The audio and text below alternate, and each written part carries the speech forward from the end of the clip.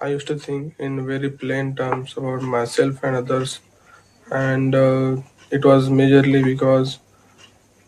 because our brain and my brain tries to uh, tries to think in shortcuts. It doesn't like to entertain much complexities of thoughts, and it doesn't like to work so much because it's a very crucial organ. Like brain is the main processing unit of our body, so it doesn't really want to expend much of its energy. Scientifically, brain is wired to not think much in complexities and in depths.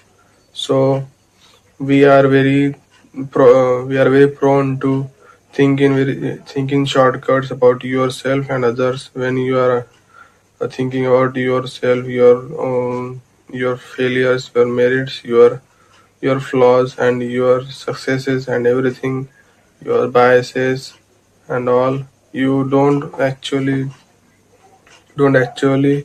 look into the complexities of every thought.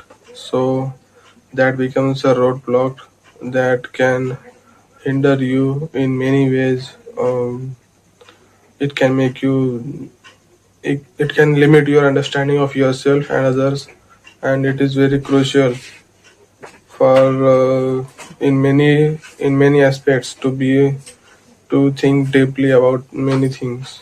Throughout my own observation and self-awareness and self-knowledge, I I observed myself. I thought I thought about my own thoughts, and that led me to more clarity of my own thoughts, my own biases, and many tendencies, and very much about many patterns of thinking of myself.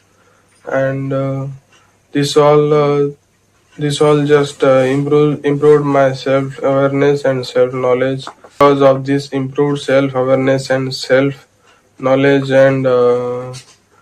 and just this metacognition we call it, we can improve at thinking in many aspects, and this all leads to obviously understand ourselves better and get to know ourselves better, and also find many new things about yourself, because this triggers a cycle that you find a thing that you find a thing, and then you then you really then you really look into it, why that happens, why you do that and all, and then you kind of improve on it, and then you basically use this knowledge you have you have gotten about yourself uh, to understand even better about any new pattern you might recognize, or any new thing you might recognize about yourself, or or anything that comes into your observation. So all this, when you are all only understanding yourself, and you are only observing yourself in your own limits, and this all self knowledge, self awareness, or whatever you can call it, this allows this allowed me, and this allows you to be very humble, very empathetic. It generates, and it which allows you to think that there are many things that can make someone do certain things. You are more empathetic about people's actions, and you don't you don't worry much, because you don't get angry, you don't likely overreact to, and that all leads to a better person, I think, because it's a very good quality to have, and it also allows you to understand others, and what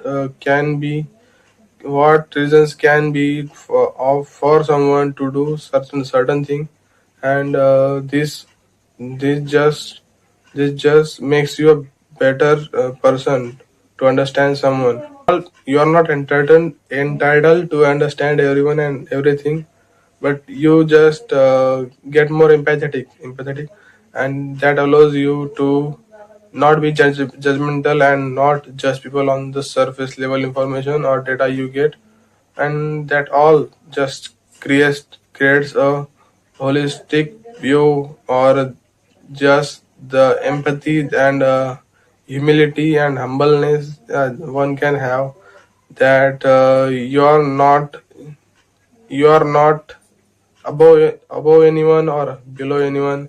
We are all at the core very same, and that that gives you a calm state where you can actually where you can actually have a very stable understanding of someone, and you can accept that you don't know everything, and actually you can actually have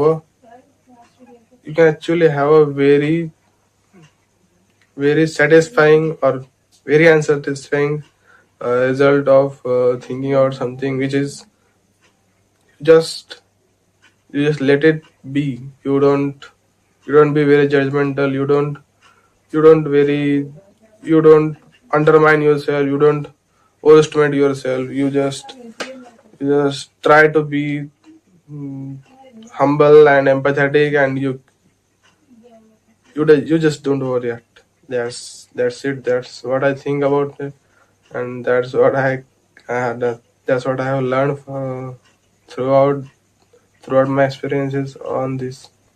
Thank you.